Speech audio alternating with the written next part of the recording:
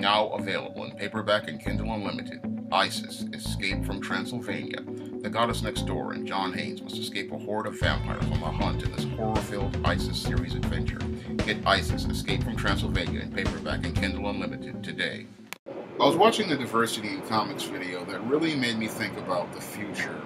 of the comic book industry. And when I take a panoramic look at the comic book industry right now, I see an industry that is headed towards a collapse that will be worse than the collapse of the 1950s. Now, the 1950s comic book industry collapse was ushered in by your Frederick Wortham's seduction of the innocent. And with seduction of the innocent and the congressional hearings, an already struggling comic book industry in the 1950s was sent into collapse when many publishers could not publish many of the horror or genre comics that they used to publish. And these publishers wound up going out of business. And the only companies that were really left at the time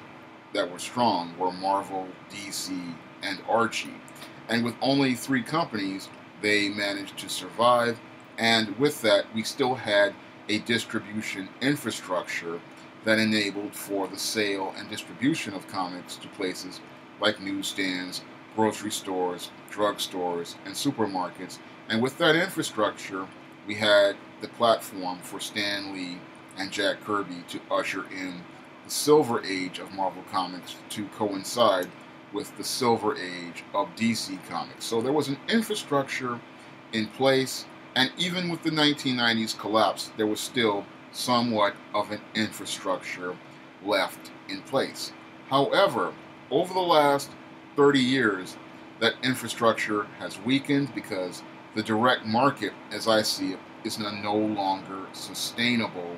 anymore. Because last year we had 50 comic book stores close, and this year we had another 17 comic book stores close. And that's 67 comic book stores in a marketplace where we have only 2,000 or so comic book stores in the world. And if comic book stores continue to close at this pace, then we're not going to have enough venues in the marketplace to distribute comic books to customers. And this is something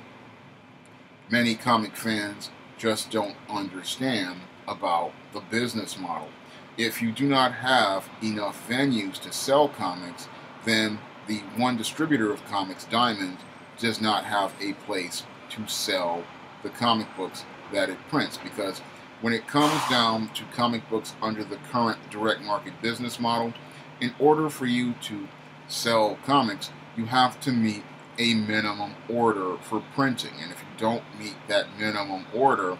then you're not going to be able to cover the printing costs for the comic books that are ordered. So most distributors, again, if you can't meet the minimum order,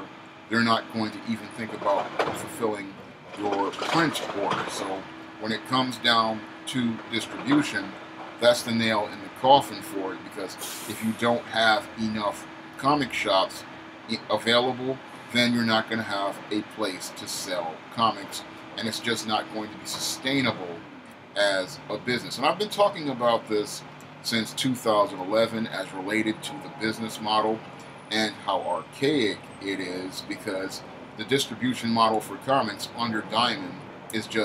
heading towards becoming, again, financially being completely unsustainable. Now, companies like Marvel Comics and DC Comics and Image Comics, they have exacerbated the situation by going out and producing comics that just don't appeal to customers. Now, a lot of them are desperate, and they believe that they can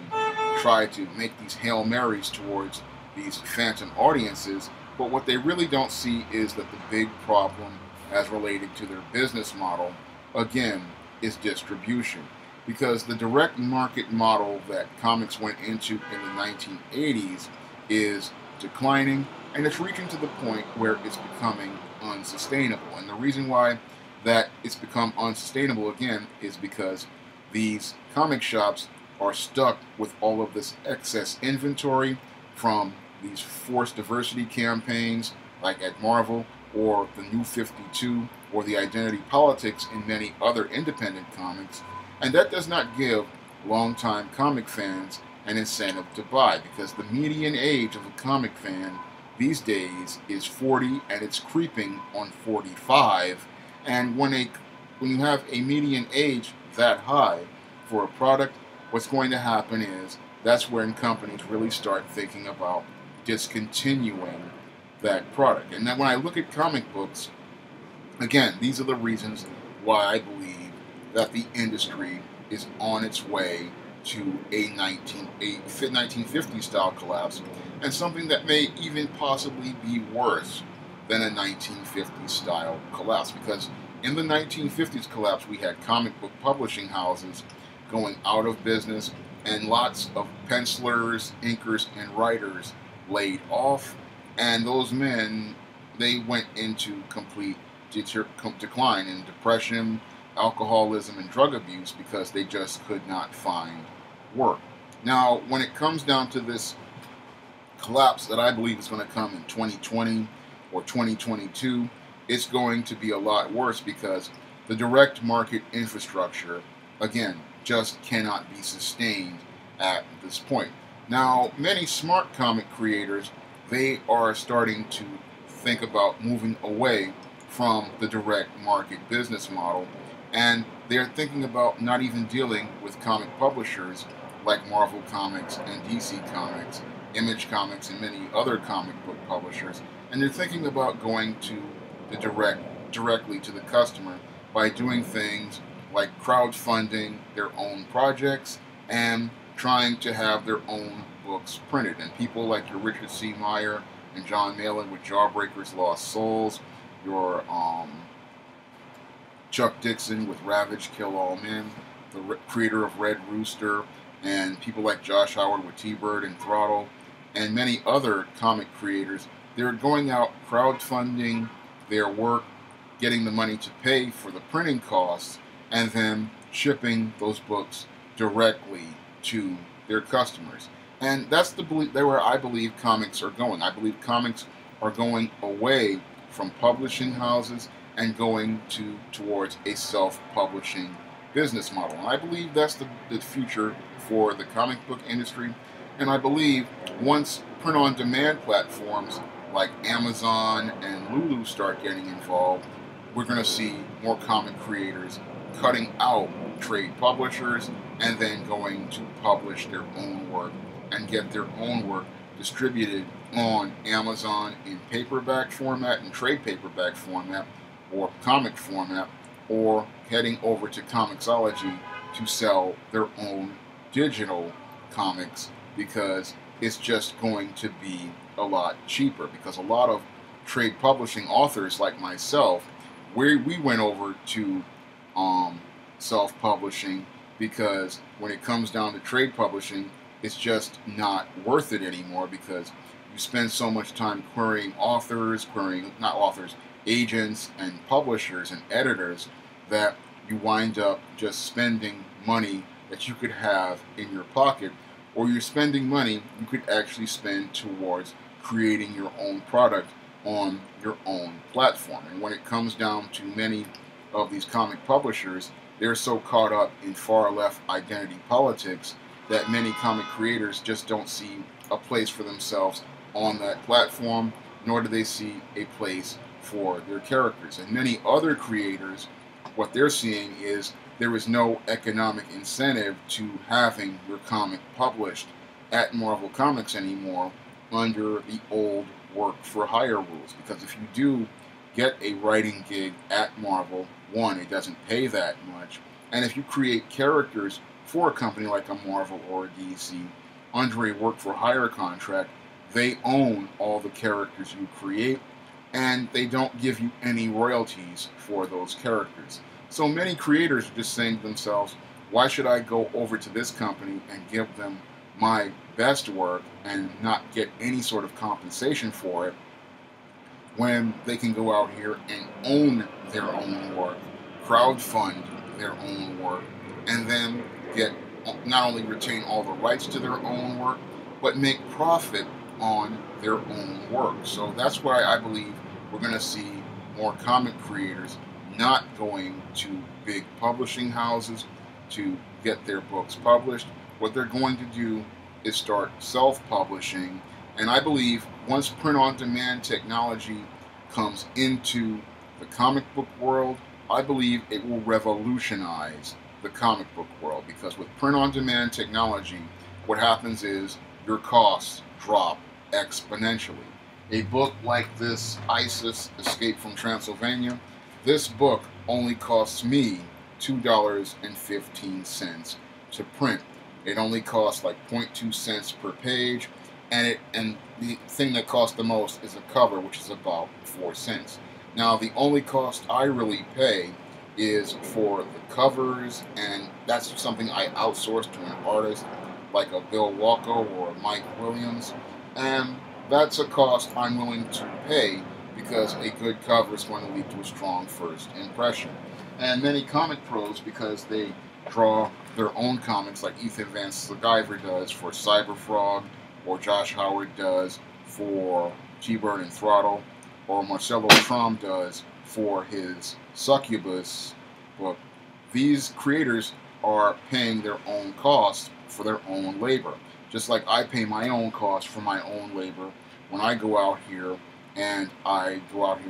create my own books, like those in the ISIS series or the E-Steam series. I do most of the writing, I do most of the editing, and I do most of the page layouts, and that labor is all done by me. And many comic pros, they're willing to do that labor where they're drawing their own art, scanning, when writing their own scripts. And usually the only outsourcing that would be done would be on editing, lettering, and on a variant cover if they choose to do a variant cover. And again, that really cuts down their cost if they're doing print on demand, because if you have to go to a printer, it's going to cost a little more. But if you go over to print on demand, again, those costs drop down exceptionally. And also cut on your cost if you have to do fulfillment, because with print on demand, you don't have to go out here and print up a bunch of copies and have them shipped to you and then pay more postage to have them shipped out. With print on demand, what will happen is a comic fan will just create their own pull list and online, and then the books will be shipped to a person via priority mail or UPS, and you're going to get your weekly comics directly from those publishers based on when they're released. And you can print those books whenever you want, so you don't have to worry about back issues, because that was one of the things that I saw as an advantage to writing ISIS series books, because I originally planned for ISIS to be a comic with print on demand, is that you don't have to go searching for a back issue that's out of print, or you don't have to go out looking for a trade paperback. You can go out and buy those back books whenever you want, and you can move forward or backwards at your own choice. So I look at the future of comics, and again, I see the future headed towards print-on-demand technology, and I see publishers using print-on-demand technology to go out and publish the books whenever they want, and reaching not only customers in the U.S., but reaching customers all over the world. Because with the SJS Direct imprint right now, I not only reach customers in the U.S., I reach customers in the UK, I reach customers in Germany, I reach customers in France, I reach customers in Brazil, I reach customers in Mexico, I reach customers in Japan, and I reach customers all over the world on digital platforms and print-on-demand platforms. And that's a game changer for authors out there, and it's been a game changer for authors for over 10 years. And I believe comic pros, once they start using print-on-demand platforms, it's going to really revolutionize the comic book industry, and it's really going to change how comics are distributed and sold. Because instead of people spending their time trying to query all these editors and trying to make sure that their politics fit within a political platform like that of what so-called SJW Marvel, or that of what many people call the Portland Mafia, what people are going to do is take complete control of their creativity, and instead of them trying to have a DC label on a book or a Marvel label on a book, they're going to create their own label, build their own platform, build their own audience, and people are going to start looking for characters based on what is out there from the creators, and the stories that will sell will be based on what the creators put out there. And it's clear to me from the success of Ethan Van Sciver's Cyberfrog and Richard C. Meyer's Jawbreakers Lost Souls and Josh Howard's T-Bird and Throttle and many other independent comic creators that there is an audience out there for comics. That audience has been waiting on the sidelines for years, and since they cannot see anything coming out of the big publishing houses, what they're doing now is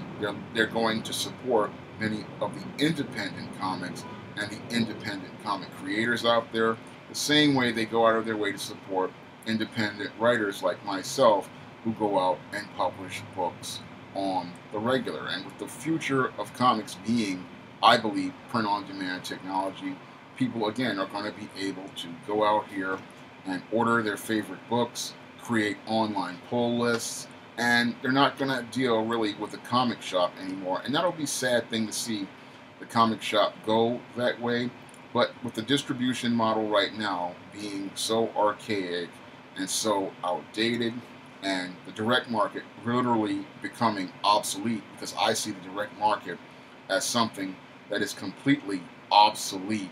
because it does not allow a retailer something that's very important to them, returns, nor does it give us a gauge of what is actually selling, because with companies like Marvel overshipping, what they're doing is trying to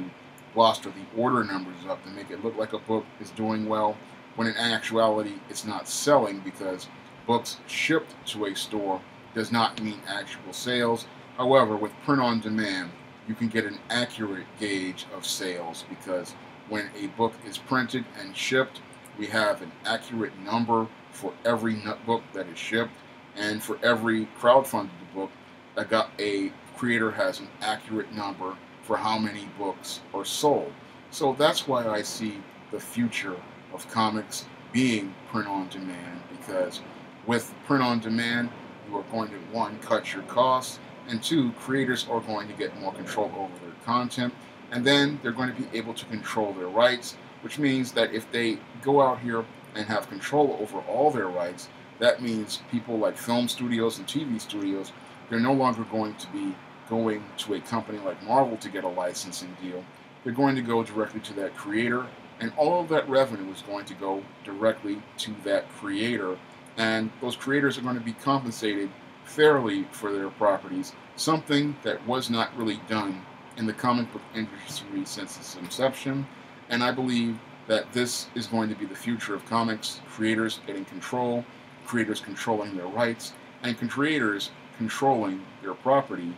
And I believe that comic creators need to really start shifting from submitting to trade comic publishers like Marvel, DC, and Image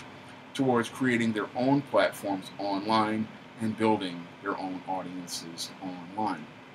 If you'd like to try some of the books on the SJS Direct imprint, like the ISIS series, the E-Steam series, the Temptation of John Haynes, the John Haynes series, and the Spinsterella trilogy, you may do so by clicking the link to Amazon.com in the description box. And if you want to help me make more videos like this, you can donate to my Patreon by clicking the link in the description box. That's all I have to say for this video. You can comment, rate, and subscribe. Coming this fall from SJS Direct, E-Steam: The Sands of Time. It's action, adventure, and romance in ancient Egypt in this fantasy flashback E-Steam series adventure. Pre-order E-Steam: The Sands of Time today on Amazon.com.